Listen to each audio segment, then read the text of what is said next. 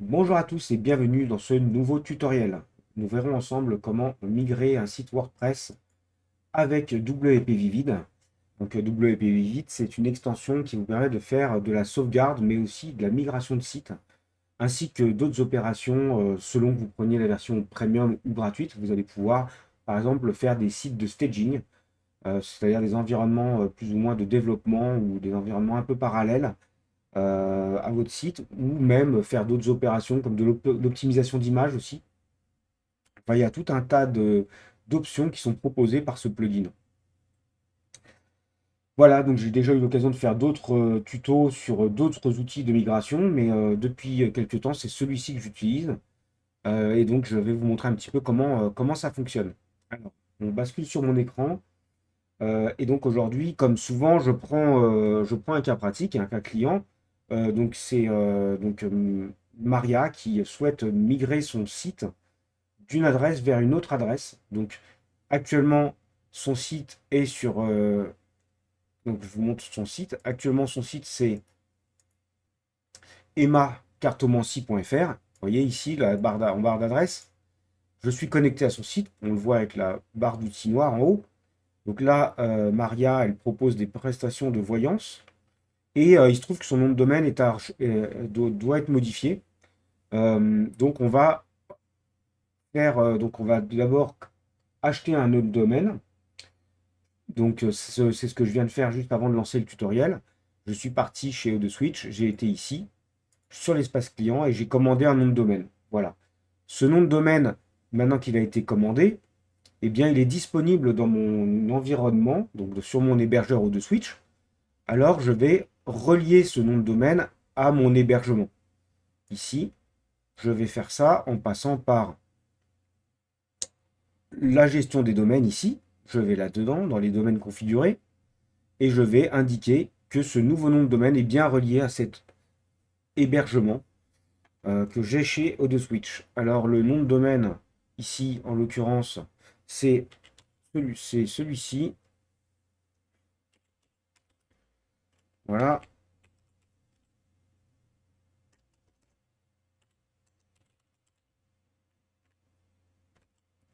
c'est ça le nom de domaine, vous voyez. Voilà. Donc le nom de domaine, il est ici. Alors, je peux le configurer parce que, comme je l'ai dit tout à l'heure, je l'ai acheté. Alors ici, une fois que je l'ai configuré là, il faut que je laisse le sous-domaine système. Ça, je peux, voilà, ça se met par défaut. Dois indiquer où sont stockés les fichiers, donc le répertoire du site. Le répertoire du site, moi, je le mets habituellement pour les clients, je le mets dans public. Je les mets ici, mais vous choisissez l'emplacement qui vous intéresse, vous. J'ai une arborescence comme ça, une organisation avec des sous-dossiers, et donc ici, bah, vous remettez, par exemple, le nom. Voilà, je remets un dossier qui porte le même nom que le domaine pour m'y retrouver, tout simplement. Voilà. Donc les fichiers d'installation du site se mettront dans ce dossier-là. Et puis, je vais effectivement créer un compte FTP associé à ce domaine. Là, je mets en pause 2 minutes avant de remplir ça et je reviens. Voilà, donc j'ai créé mon mot de passe, je l'ai noté, il respecte les niveaux de sécurité requis. J'ai plus qu'à rajouter ce domaine ici. Donc ce nom de domaine va se rajouter sur mon hébergement. À partir de là, je vais pouvoir le gérer, c'est-à-dire bah, peut-être le sécuriser avec un certificat SSL et peut-être installer une application web sur ce nom de domaine. Et c'est ce qu'on va faire. On va d'ailleurs installer WordPress, puisque c'est un site WordPress que l'on veut migrer. Alors, ici, je retourne sur ma gestion. Je vois qu'il est apparu ici. Je le vois ici, vous voyez. Je vais donc me rendre sur mon espace technique. Je vais aller générer un certificat SSL. Donc, je vais donc me rendre dans ici. Je prends ce type de certificat. Là, je vous renvoie à d'autres tutoriels que j'ai pu faire, hein. Donc, l'idée, c'est d'aller récupérer, générer un nouveau certificat sur ce nom de domaine que je viens de rajouter à mon hébergement. Donc, si je ne l'avais pas rajouté, bah, je n'aurais pas pu le voir, j'aurais pas eu accès ici, j'aurais donc pas pu cliquer sur générer. Mais comme maintenant, je l'ai rajouté, eh bien, j'ai la main dessus. Je vais donc ici cocher tout ça. Là, je vous renvoie à un autre tutoriel que j'avais fait sur l'installation des sites en sous-domaine. Euh, voilà, je rajoute tout ça.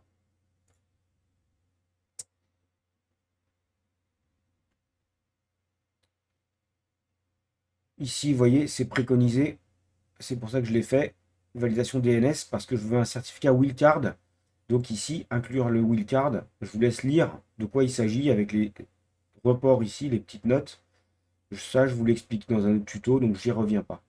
Je prends donc cette option-là, je ne laisse pas ça par défaut, je génère mon certificat SSL de type Let's Encrypt, certificat gratuit, qui va se renouveler. Voilà, je génère ça.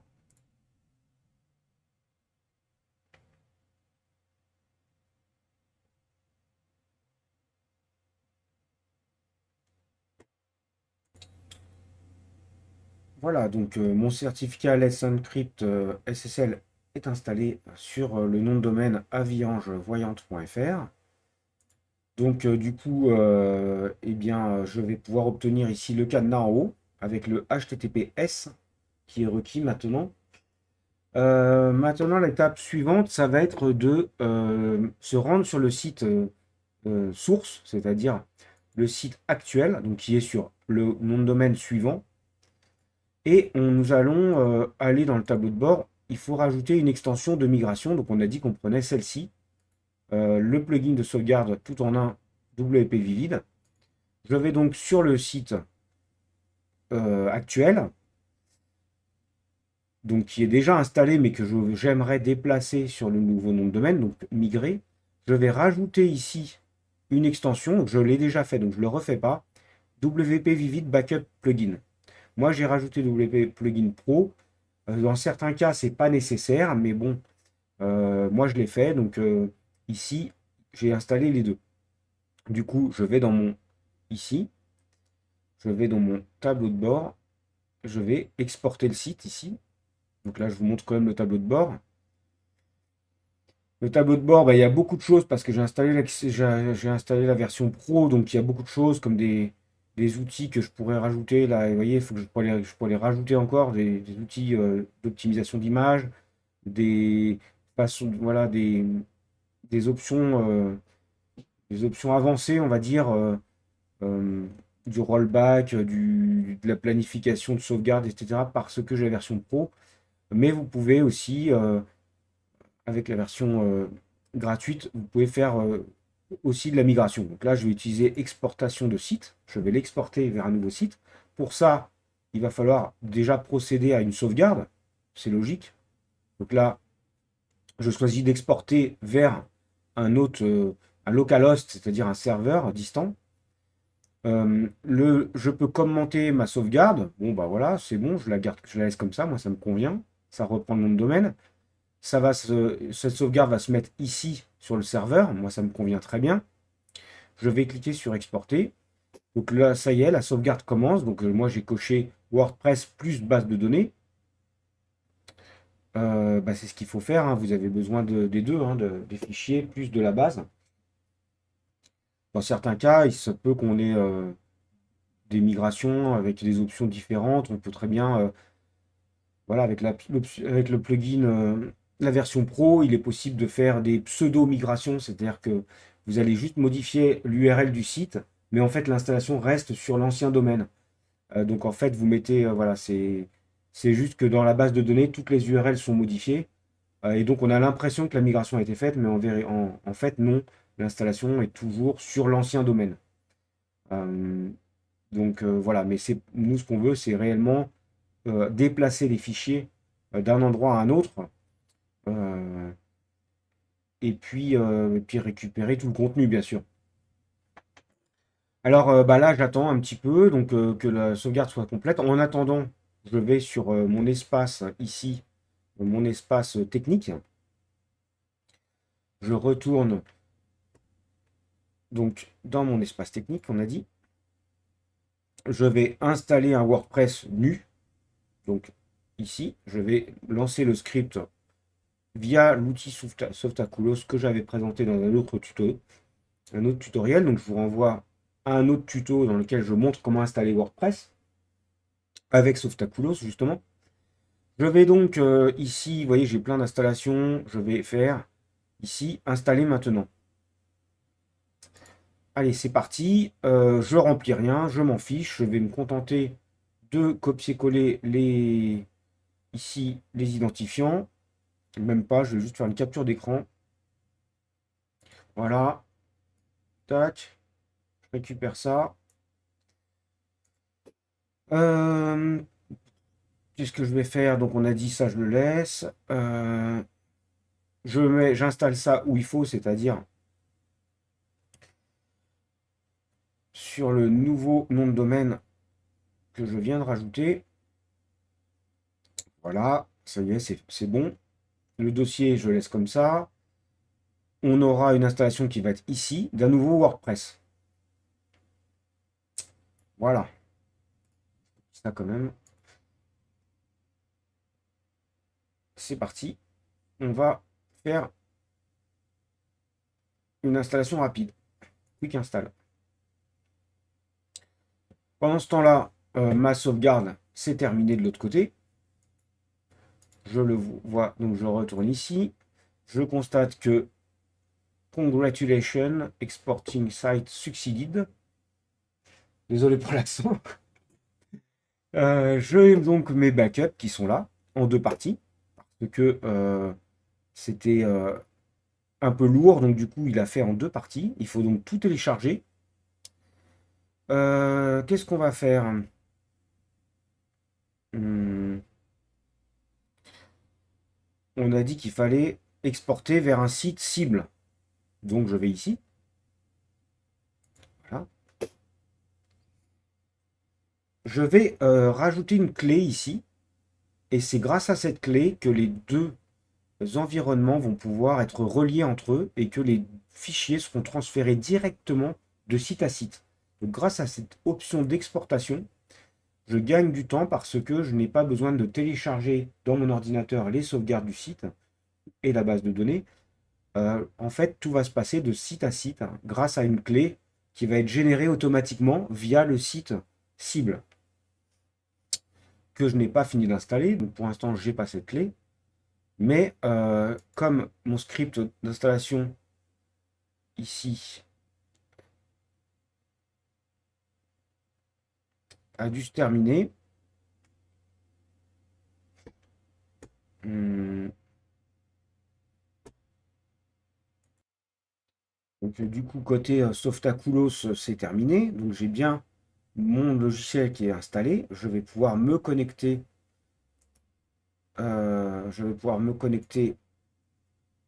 au site, au nouveau site sur le nom de domaine cible. Voilà. Ensuite, bah, je rajoute mon extension. J'en ai besoin pour générer ce code de transfert. Voilà, donc là, bah, je vais récupérer mes sources. Voilà. Donc j'installe. C'est ce que vous auriez dû faire en étape 1 tout à l'heure, quand je vous ai montré le site de départ. Eh bien, je vous avais dit que j'étais parti d'un WP Vivid déjà installé. Eh bien, c'est ça que j'ai fait. J'ai installé ce plugin. Donc, je suis allé sur le site de ici. Je l'ai téléchargé, téléchargement, puis je l'ai envoyé sur le site. Voilà. Et donc c'est comme ça que j'ai pu activer le plugin. WP Vivid est maintenant installé sur le site cible. Je vais donc aller sur le tableau de bord. Vous voyez, hein, je vous avais dit, il y a pas mal d'options, hein. Vous avez du staging, vous pouvez faire donc du rollback. Quand vous installez un plugin, vous pouvez revenir juste en arrière. Donc comme en fait, c'est comme sous Windows quand vous avez des points de restauration. Vous avez des backups automatiques ou manuels. Et puis des possibilités aussi d'envoyer vos sauvegardes sur un cloud distant. Donc au lieu qu'il reste sur le serveur, il est envoyé ailleurs, ce qui est très bien au niveau sécurité. Et puis les environnements de staging aussi. Et puis il y a des options ici d'optimisation d'image. Donc il y a quand même pas mal de choses. Vous pouvez aussi exporter ici URL remplacement. Donc ça, c'est ce que je vous disais, c'est des pseudo-migrations. Vous avez aussi des possibilités de faire des exports partiels. Donc une page ici, un article seulement, au lieu de tout le site. Vous pouvez voilà, pas mal de choses. Donc là, nous, maintenant, on va rester sur notre sujet, c'est-à-dire la migration. Donc on importe un site entier, ce qui veut dire qu'on va importer la base de données et les fichiers. Pour ça, on a vu qu'on pouvait le faire de site à site directement. Donc il faut générer la clé. Voilà, generate. Ici, je récupère cette clé, je la copie-colle du côté du site de tout à l'heure, c'est-à-dire le site d'origine. Je colle ça ici. Je sauvegarde et là, ma première étape sera terminée, à savoir qu'avec cette clé, je vais pouvoir démarrer. L'exportation. Voilà, l'exportation vers le site cible. Et c'est indiqué ici, now you transfer the site, blabla, vers the site, le site B, qui est là. Grâce à mon copier-coller de clé ici, donc ça va envoyer ici, sur le nouveau site. Non, pas sur celui-ci. On est sur Emma Cartomancie, ça va envoyer sur celui-ci. Celui-ci, excusez-moi, celui-là, qui est à côté. Voilà. Donc on était là, on a dit, tac, generate c'est fait, exporter, voilà, j'en étais là, excusez-moi. Voilà, donc on a dit qu'il fallait juste faire ça, et ça y est. C'est parti, vous voyez, ici on a la barre de progression qui démarre.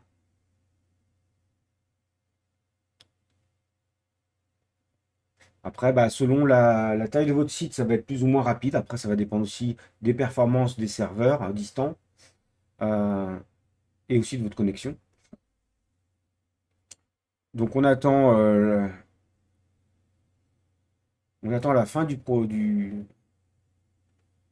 la fin du processus. Et donc, qu'est-ce qui va se passer ensuite? Eh bien, on va être déconnecté ensuite du site cible, parce que là, on est connecté. Vous voyez, on est bien connecté sur Aviange Voyante. Mais à l'issue du processus, la migration sera terminée. Donc, du fait que la migration va se terminer, eh bien, le contenu actuel que l'on voit ici à mon écran va être totalement remplacé par le contenu du site source. Et c'est normal, c'est une migration. Donc, si le contenu est remplacé, ça veut dire que les identifiants, les mots de passe qui permettent d'accéder à l'administration du site seront eux aussi remplacés. Euh, Autrement dit, bah, quand vous allez être déconnecté du site, puisque l'identifiant qui a été mis par défaut que j'ai capturé tout à l'heure, ça sert finalement à rien, parce que quand je vais être déconnecté, et pour me reconnecter, il faudra mettre l'ancien identifiant. Donc on va attendre, on va voir, hein, on va récupérer les identifiants de l'ancien site, les remettre, et normalement on devrait retrouver l'environnement qu'on avait sur l'ancien site. Donc ça y est, je ne vous cache pas que j'ai eu le temps même largement le temps de me faire un café, parce que la migration a pris 10 minutes. Donc voilà, le processus est fini. Congratulations, exporting site succeeded. Et quoi, ça veut dire que c'est bon. Bah, l'idée maintenant, ça va être, donc, puisqu'on est sur le site, on est sur le site source, donc on va aller voir si effectivement on retrouve le contenu.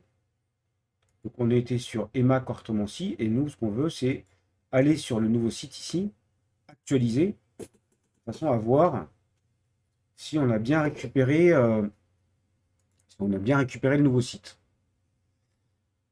Alors, tac, tac.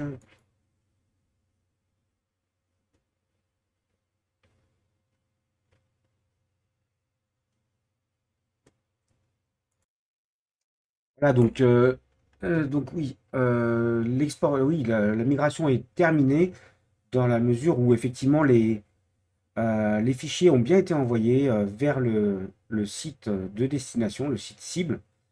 Donc on est bien sur l'environnement initial, source, et maintenant on va aller voir ici. Donc je vous ai fait on a dit qu'il fallait faire j'ai rafraîchi donc ce site. Effectivement, maintenant, quand je vais dans le menu dans l'environnement de migration WP Vivid, je retourne ici dans mes outils d'importation, puisque j'avais exporté d'un côté, donc je vais aller importer de ce côté-là. On retrouve, comme dans le site source, les différentes façons d'importer. Donc nous, on n'avait pas choisi la méthode comme ça. Cette méthode-là, on avait choisi la méthode d'automigration. Donc on va ici. Euh, sur cet outil d'automigration avec la clé qu'on avait générée, eh bien, grâce à cet outil, on a récupéré le fichier, ça y est, ici, ça a été un petit peu long, un quart d'heure. Donc maintenant, je vais pouvoir restaurer, puisque vous voyez, ici, je vois que j'ai bien mes fichiers qui ont bien été envoyés d'un serveur à un autre, enfin d'un environnement à un autre. J'ai bien eu voilà, directement de site à site, puisque j'ai fait une auto-migration, et bien j'ai pas eu besoin de télécharger localement, c'est parti directement sur l'autre environnement. Je vais donc restaurer. Voilà. Donc ici, on voit que c'est bien une restauration suite à une migration. On retrouve le commentaire par défaut que j'avais laissé. Et puis donc on va regarder un peu par curiosité les paramètres avancés, mais il n'y a rien à faire. Euh, a priori, moi je laisse tout par défaut. Je pense que ça convient. Enfin, jusqu'à présent, j'ai toujours fait comme ça. Je restaure tout. Donc là, je laisse tout cocher. Bien sûr, la base de données, très important, plus tout le reste. Donc voilà. Restore now. Donc quand on est reparti cette fois-ci, ça va être un peu plus rapide parce que le plus gros a été fait, hein.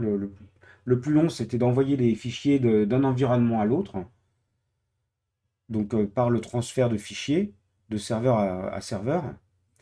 Maintenant, on va attendre la restauration et c'est là justement qu'on va être déconnecté. Tout à l'heure, je vous avais dit qu'on allait être déconnecté, mais c'est pas tout de suite, c'est seulement à l'issue de cette étape, puisque c'est là que vraiment les fichiers sont restaurés. Donc c'est là qu'on va perdre la connexion. Parce que dans l'ancien site, ce n'était pas les mêmes identifiants de connexion. Donc il y aura une déconnexion automatique à la fin du processus de restauration. Il faudra donc se reconnecter et donc on va récupérer tout ce qu'il y avait dans l'ancien site, y compris les identifiants.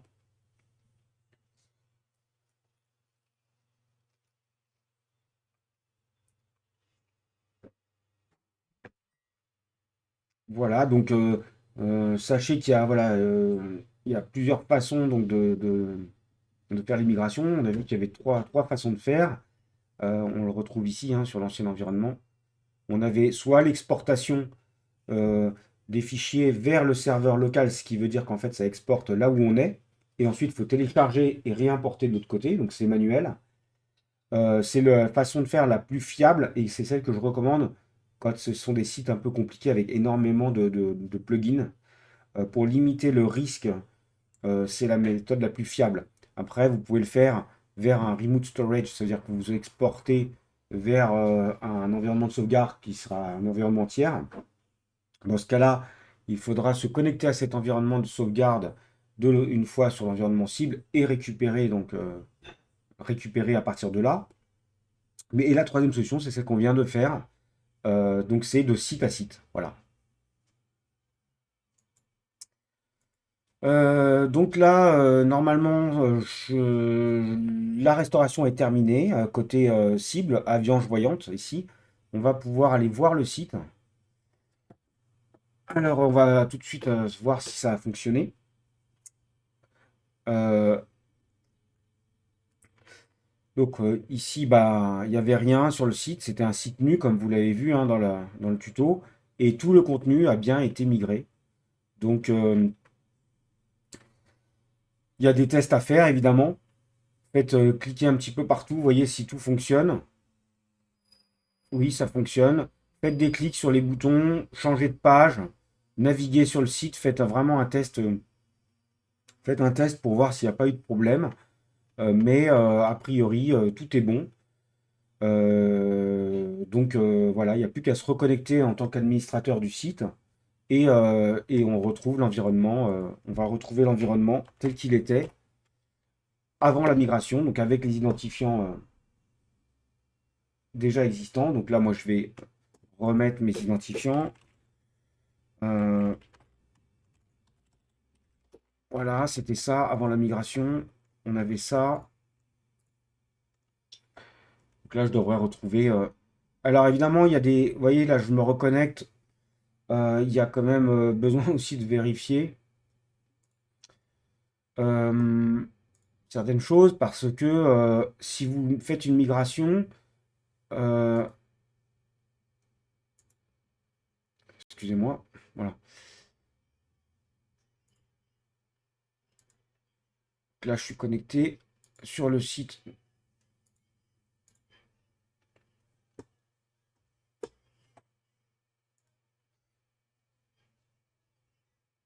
Voilà, excusez-moi, j'aurais pas dû cliquer ici. Oui, je suis sur mon tableau de bord. Alors, ce que je vous conseille de faire, c'est aussi de vérifier au niveau de vos extensions. euh, Si vous avez des extensions payantes, comme c'est le cas ici, eh bien, il y aura besoin de reconnecter les extensions. Parce que les licences sont reliées à un nom de domaine à la base, vous voyez.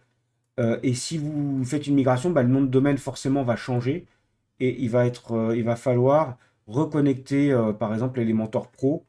Il va falloir le reconnecter au niveau de sa licence. Il va falloir le reconnecter. Euh, voilà.